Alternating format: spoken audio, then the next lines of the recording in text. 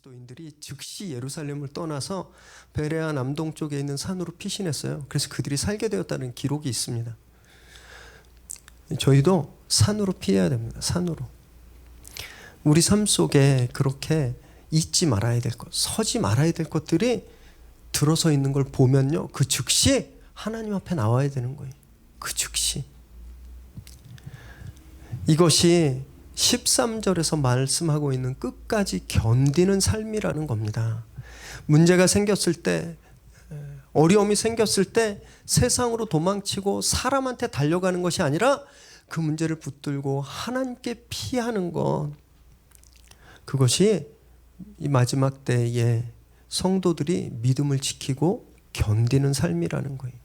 그래서 13절에 견디다라는 말씀과 14절에 도망치다라는 말씀은요, 같은 뜻인 겁니다. 같은 걸 말씀하고 있는 거예요. 여러분, 그렇게 하나님께 피하시길 바랍니다. 믿음을 그렇게 지켜나가시길 바라요. 15절 16절 시작. 지붕 위에 있는 자는 내려가지도 말고 집에 있는 무엇을 가지러 들어가지도 말며 밭에 있는 자는 겉옷을 가지러 뒤로 돌이키지 말지어다. 주님은 곧 일어날 환란이 얼마나 긴박한 상황인지 말씀하시는 거예요. 지붕 위에서 빨래 널고 나물 널던 사람은 짐 챙기러 집에 내려가지 말고 즉시 산으로 도망하고, 밭에 나가서 일하던 사람은 옷 챙기러 집에 가지 말고 즉시 산으로 피하라는 거예요. 그럴 시간이 없다는 겁니다. 이것은요, 자기가 가진 그 소유물, 그 무엇보다도 목숨을 먼저 보존하라, 이런 말씀이에요. 목숨보다 귀한 게 없잖아요. 그죠? 옷 가지러 갔다가 죽임당할 수 있으니까, 보석 챙기러 갔다가 죽임당할 수 있으니까 그러지 말고 네 목숨이 제일 중요하니까 즉시 하던 일 멈추고 즉시 산으로 피해, 이 말씀을 하고 계시는 거예요. 이것이 말세를 사는 우리의 지혜라는 겁니다. 무엇이 중요하고 중요하지 않은지를 분명하게 알아야 되거든요. 요즘 보면 별로 중요하지 않은 것에 막 목숨 거는 분들이 많죠. 그래서 별일 아닌데 막 진짜 사람을 죽이는 일까지 막 일어나잖아요. 자기 것을 다 망쳐버리는 그런 일들도 일어나는 거예요. 여러분, 우리에게 목숨만큼 중요한 것은 믿음입니다. 믿음. 다 동의하세요? 그럼 아멘 하시는 거예요? 네, 믿음이에요. 그런데 돈 버는 거, 승진하는 거, 집 사는 거, 투자 수익 늘리는 거, 그걸 믿음보다 더 중요하게 생각하면 안 되겠죠. 그렇죠? 마지막 때는요, 가장 중요한 걸 지키는 겁니다. 가장 중요한 것을. 그래야 살 수 있는 거예요. 다른 것들 다 얻고 목숨 빼앗겨 버리면 아무 소용이 없는 겁니다. 아무 소용이. 17절 18절 읽습니다. 시작. 그날에는 아이 벤 자들과 젖먹이는 자들에게 화가 있으리로다. 이 일이 겨울에 일어나지 않도록 기도하라. 주님은 또 엄마들에게 깊은 연민과 동정의 말씀을 주고 계세요. 화가 있으리로다, 이 말씀은 주님이 전에 바리새인과 사두개인들, 서기관들한테 하셨던 그 이 화 있을진저, 이런 저주 선언이 아니고요. 이 말씀은요, 너무 안 됐다, 내 마음이 너무 아프다, 참 슬프다, 이런 애통의 탄식입니다. 애통의 탄식. 환란이 시작되었는데 막 적군들이 쳐들어오고 죽일 듯이 공격하는데, 남자들은, 홀몸인 사람들은 막 빨리 도망갈 수 있지만 아기를 뵌 분들, 또 아기 엄마들은 그럴 수 없잖아요. 그래서 그들이 더 심한 고초를 당하게 되니까 주님이 그게 너무너무 가슴이 아팠던 겁니다. 격변의 시기에는 그렇게 최대 피해자들이 생깁니다. 가장 피해를 많이 당하는 분들, 그리고 대부분 다 여성이었어요. 우리나라만 해도 그렇죠. 일제강점기에 위안부로 끌려가셨던 분의 숫자가 아직까지 정확히 파악이 안 됐습니다. 일본 정부가 공식적으로 통계를 내지 않았어요.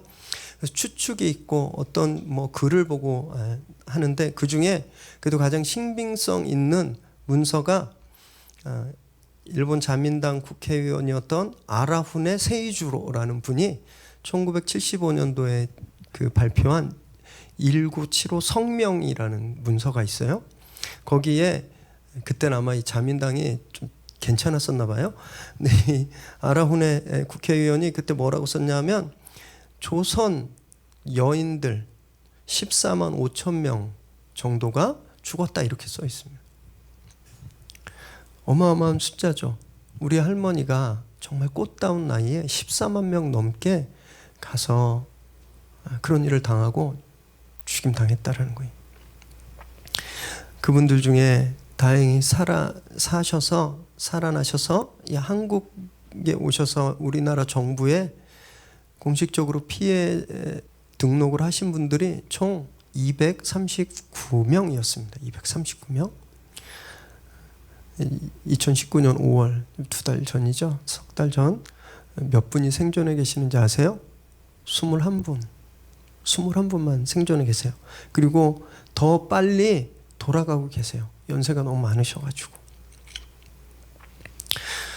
그런데 이런 만행을 그런 일 없다. 우린 그런 일 저지른 적이 없다. 혹시 있더라도 그건 자발적인 성매매였다. 라고 말하는 건 아니잖아요. 그죠? 용서가 안 되는 거예요. 용서가. 저는 하나님도 용서 안 하신다고 믿습니다. 왜냐하면요. 회개하지 않는 죄를 하나님이 거저 용서해 주신 적이 단 한 번도 없어요. 성경에. 죄를 졌으면 회개해야 됩니다. 그래야 용서가 받는 거예요.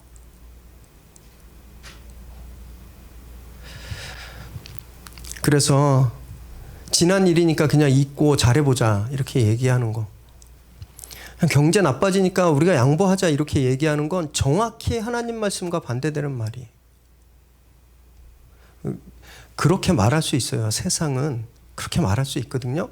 근데 우리 믿는 사람들은 어떻게 얘기해야 되는지 알아요? 회개하라고 이야기해야 되는 겁니다. 회개하라고. 회개하라고. 저는 하나님께서 반드시 당신의 그 공의를 보여주실 거라고 저는 믿습니다. 주님은 또 이 환란이 겨울에 일어나지 않도록 기도해라 이렇게 말씀하셔요. 왜 겨울일까요? 왜 겨울일까요? 딱 머리에 떠오르시죠? 너무 추우니까. 막 빙판길에 도망 못 가니까. 이렇게 생각하시죠? 팔레스타인을 잘 몰라서 우리가 그런 오해를 하는데요. 팔레스타인에서 겨울은 비가 오는 우기예요. 1년의 강수량의 80% 이상이 겨울에 집중돼서 내립니다. 눈 오고 얼음 오는 날씨가 아니라 폭우가 쏟아지는 그런 날씨예요. 그런데 여기는요. 평소에는 마른 땅이었는데 비가 오면 개천이 생겨요. 이 간헐천, 이것을 와디라고 합니다. 와디가 막 생기는 거예요. 그리고 물이 불고 심지어 요단강은 평소 그 수심의 3배 이상 불어나기까지 하거든요. 물이 불면 강을 건너서 도망갈 수 있을까요? 없을까요? 못 도망가는 거예요. 그래서 우기에 비 오는 겨울에 이런 일이 안 생기도록 기도해라. 하나님께 기도해라. 이렇게 말씀하고 있는 겁니다. 이런 걸 이렇게 자세히 묵상하지 않고 그냥 겨울이니까 우리 겨울인 줄 알고 끌어와서 그대로 해석해버리면 진짜 얼토당토않게 성경을 읽게 되는 겁니다. 성경을 묵상할 때는요. 그래서 그 당시 문화와 그 당시 사람들의 사고방식과 지리적 특성, 그 성경을 둘러싼 그 정세들 이런 것들을 잘 살펴보면서 성경을 보아야 돼요. 이런 방법을 균화법적 성경 공부라고 이야기합니다. 저희 교회는 계속 균화법적 성경 공부 GBS를 하고 있잖아요. 그래서 2학기 때도 GBS를 개강할 텐데 많이들 등록하셔서 성경을 정말 입체적으로 그리고 살아있는 말씀으로 좀 공부하게 되길 바랍니다. 마지막 종말의 때에 우리에게 고통이 없을 수는 없죠. 환난이 우리에게서 완전히 피해갈 수는 없어요. 그런데 우린 기도할 수 있습니다. 기도할 수 있어요. 그래서 마지막 때를 정말 지혜롭게 잘 사는 분들은 누구냐 하면 기도하는 분들이에요. 기도하는 분들. 하나님께 기도하는 분들. 늘 깨어서 기도할 때 우리가 이 어려움과 시험을 준비하게 되는 겁니다. 그때 하나님이 은혜를 베푸세요. 19절 20절 읽겠습니다. 시작. 이는 그 날들이 환난의 날이 되겠음이라. 하나님께서 창조하신 시초부터 지금까지 이런 환난이 없었고 후에도 없으리라. 만일 주께서 그 날들을 감하지 아니하셨더라면 모든 육체가 구원을 얻지 못할 것이거늘 자기가 택하신 자들을 위하여 그 날들을 감하셨느니라. 그날은 전무후무한 날이래요. 역사 이전에 이후에도 없이 그냥 최고의 환난의 날이라는 거예요. 그런데 하나님이 우리의 기도를 들어주셔서 그곳에 은혜를 베풀어 주시는 거예요. 택하신 자들을, 당신에게 기도하는 자들을 위해서 그 환난의 날을 줄여주신다는 거죠. 줄여주신다는 거예요. 상황이 너무 끔찍하니까 하나님이 개입하지 않으시면 다 죽게 생겼거든요. 그래서 하나님이 개입하셔서 그 기간을 줄여주시는 겁니다. 이 말씀도 그대로 성취되었습니다. 70년에 로마군이 완전히 예루살렘을 무너뜨리고 성전을 초토화시켰을 때 본토에, 로마 제국 본토에 갑자기 왕조가 바뀌었어요. 플라비안 왕조가 세워졌습니다. 그래서 티투스 장군이 군대를 이끌고 급히 회군해 버렸어요. 하나님이 그들의 기도를 들어주시고 감해 주신 거죠. 그래서 무려 10만 명 이상이 목숨을 구원받을 수 있었거든요. 하나님 지금도 우리에게 이렇게 역사하십니다. 우리가 받는 환난의 기간을 정의하시고요. 또 그 안에서 우리의 생명과 영혼을 보호해 주시는 거예요.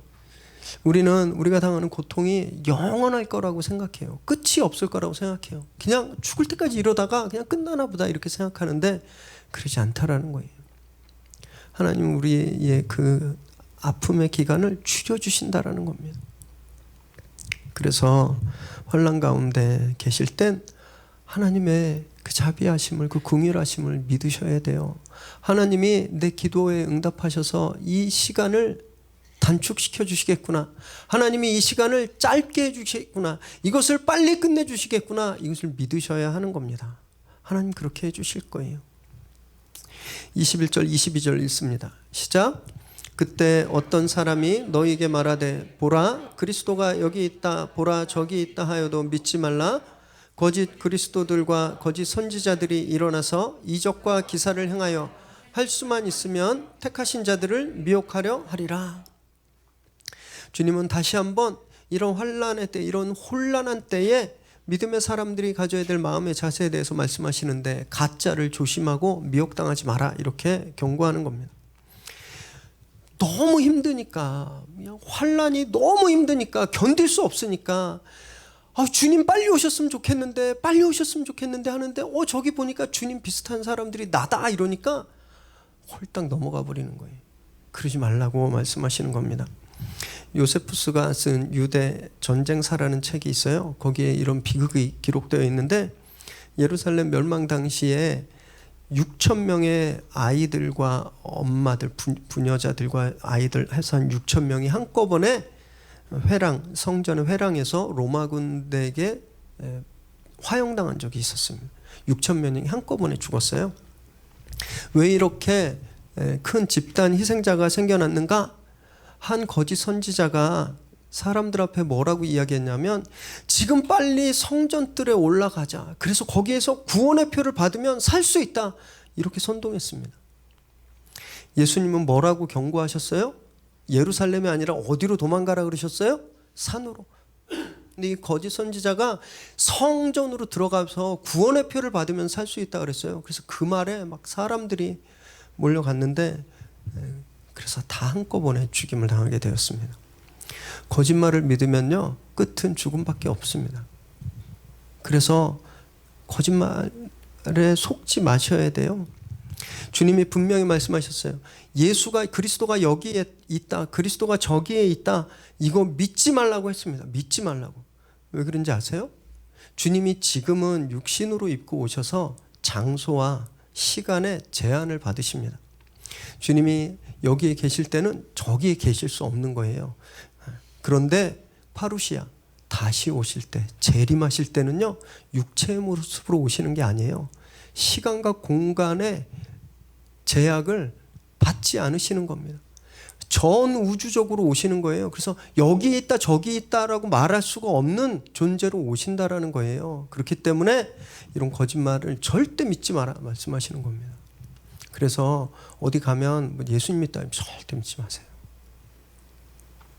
그리고 또 이 거짓 그리스도들은요, 자신들의 정체를 감추기 위해서 이적과 기사를 드러내며 아주 수단과 방법을 가리지 않습니다.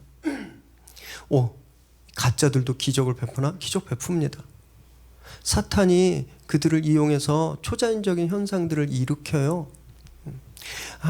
제가 몇 개월 전에 한국 이단사 강의를 GBS 시간에 한 적이 있는데 기억해 보시면 한국 이단들의 특징이 있는데 물을 되게 신성시합니다. 물과 피가 한국 이단의 양대 축이에요. 축. 다 여기서 이단이 나왔거든요. 박태선은요, 전도관 때 수돗물을 물통에 받아놓고 지가 안수해요. 그리고 고가에 팔았습니다. 이게 힐링 워러가 됐다는 거예요. 생수가. 그걸 구원파에서 그대로 따와서 무한단물을 만들었습니다. 무한단물. 어디서 퍼오는지도 모르는데 그래서 퍼서 막 성도들이 비싼 값에 사 먹어요. 요번에 이렇게 뭐 여러 가지 사건으로 실형 받은 이재록 목사가 있는 만민중앙성결교회, 그 교회 아닌데 교회라 그래서 같은 목사들이 막 도매급으로 욕 먹고 있는데 거기도 물장사합니다. 물장사. 그리고 가평 가시다 보면요, 오른쪽에 무슨 에덴타운이라고 혹시 보신 적 있으세요? 막 이렇게 지붕 보라색으로 막 있고 그게 에덴 성회라고 하는 이단 집단인데 거기도 생수를 팔아요. 그걸로 눈을 바르면 시력이 좋아진다 막. 그리고 이렇게 심지어 죽은 사람 시체의 그 물을 받으면 3살이 돋아난다 막 이렇게 이야기하는 거예요. 원래 하루에 물 2리터 정도 먹으면 건강해져요. 그런 기적까지 안 바라도. 근데 이렇게 뭔가 신비한 것처럼 사람들을 속이고 미혹하는 거예요. 근데 거기에 빠져요. 왜 그런지 아세요? 주님 말씀을 기억하지 못하니까.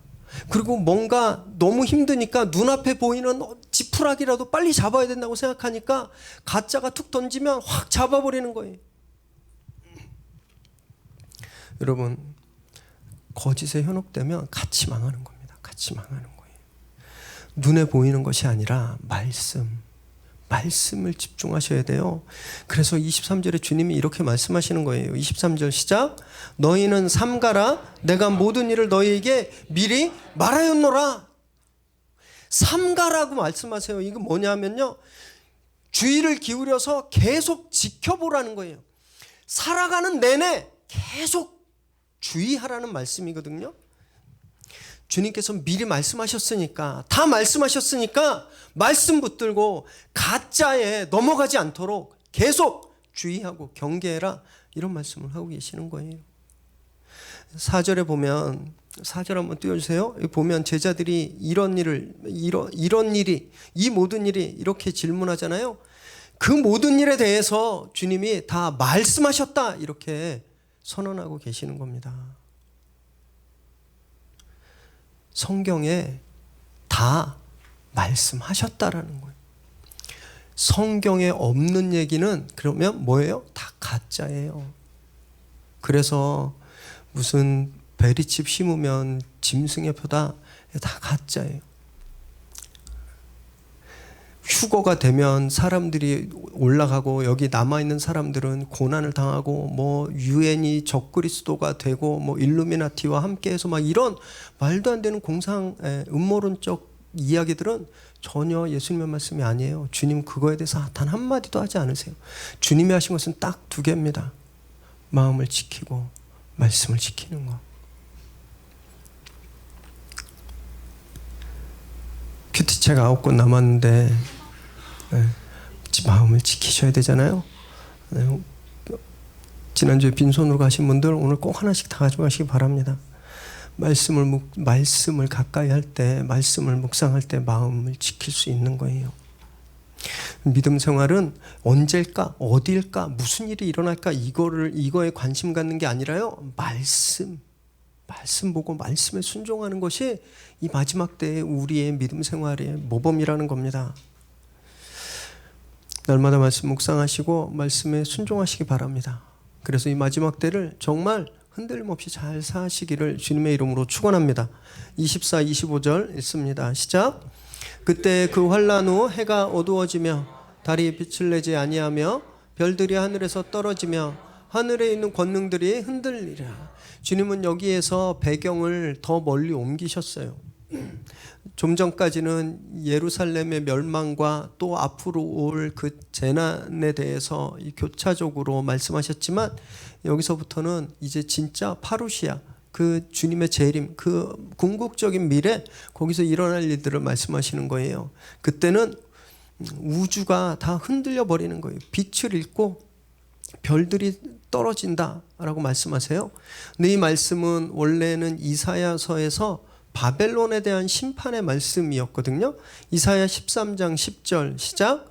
하늘의 별들과 별 무리가 그 빛을 내지 아니하며 해가 돋아도 어두우며 달이 그 빛을 비추지 아니할 것이로다.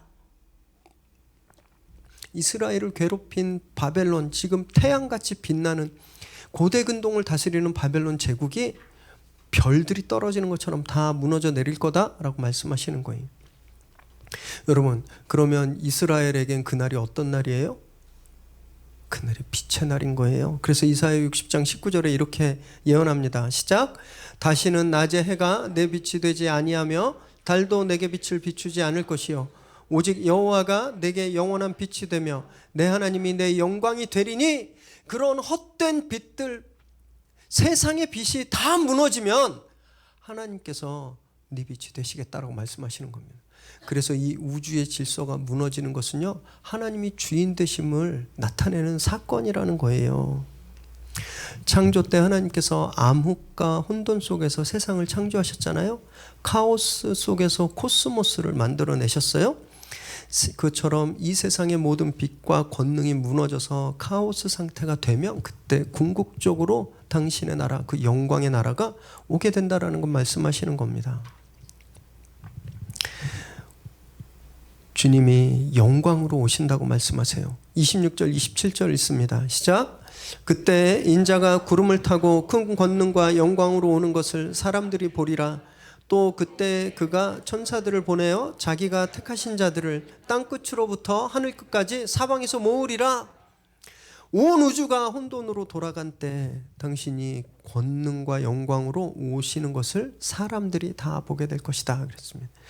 여기서 사람들은 모든 사람을 뜻합니다. 그러니까 아까도 말씀드렸듯이 여기에 있다 저기에 있다는 거짓말인 거예요. 주님이 오시면 여기저기 구분 없이 모든 장소에 오시는 거기 때문에 여기 있다 저기 있다라는 말이 논리적으로 성립되지 않기 때문입니다.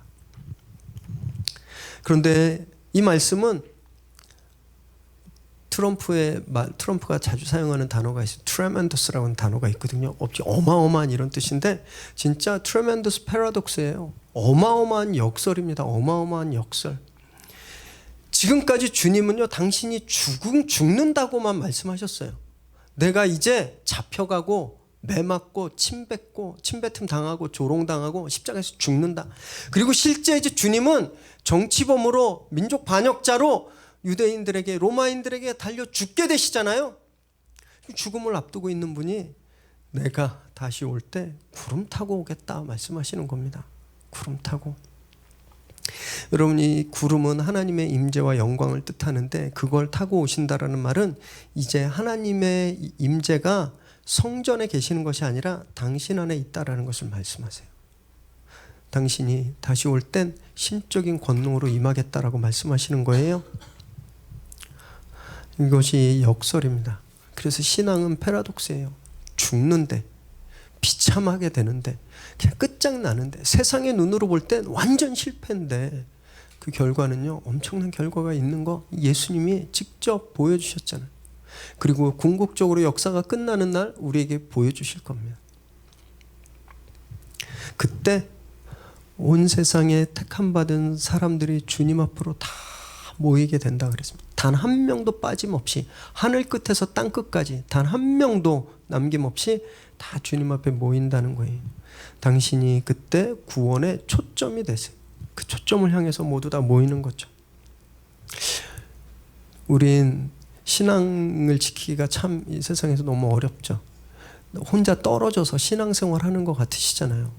외롭고 남들 다 죄 짓는데 나만 죄 안 짓고 그러려고 하면 타격이 들어오고, 남들은 그냥 맨날 해오던 습관이기 때문에 그냥 꺼리낌 없이 하는데 나는 그걸 안 해야 되고, 사람들이 바보로 놀리고 실제 손해보고 불편함 당하고 외로우시잖아요.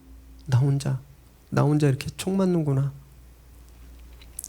그날이 되면 우리가 알게 되는 거예요. 나와 같은 사람들이 무수하게 많았구나를 깨닫게 되는 겁니다.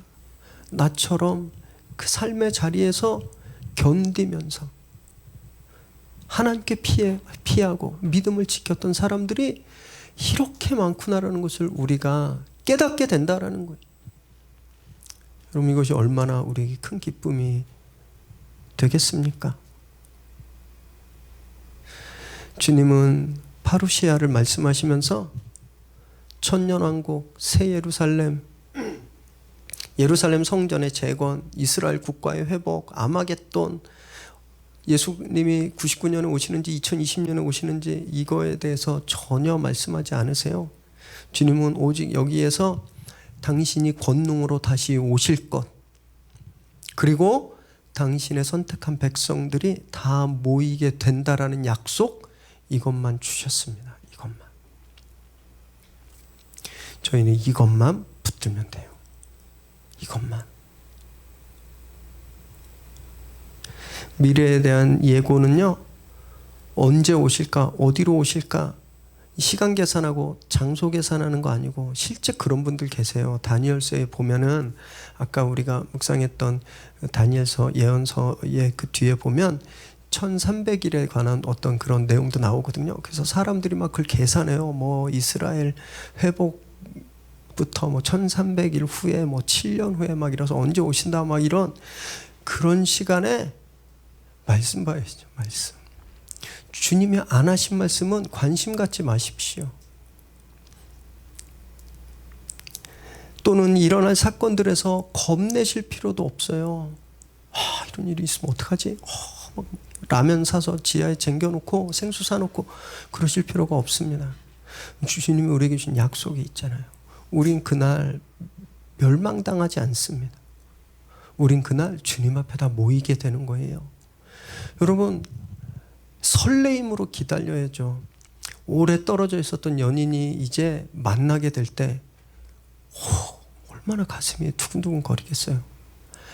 며칠 전부터 잠도 못 자고 밥도 입으로 먹는지 코로 먹는지 막 모르고 오직 그 사람을 만나는 그 설레임이 그 시간을 지배하잖아요. 여러분, 이것이 파루시아를 기다리는 우리의 삶의 모습이어야 된다는 거예요. 예수님, 그렇게 우리가 다 예수님 앞으로 모이는 그날 얼마나 좋을까? 빨리 왔으면 좋겠다. 내가 그 예수님을 봐야지. 그 설레임이 우리에게 있다면 그 무엇도 우리를 괴롭힐 수 없다는 겁니다. 누가 나 한 대 쳤다고 화도 안 나요.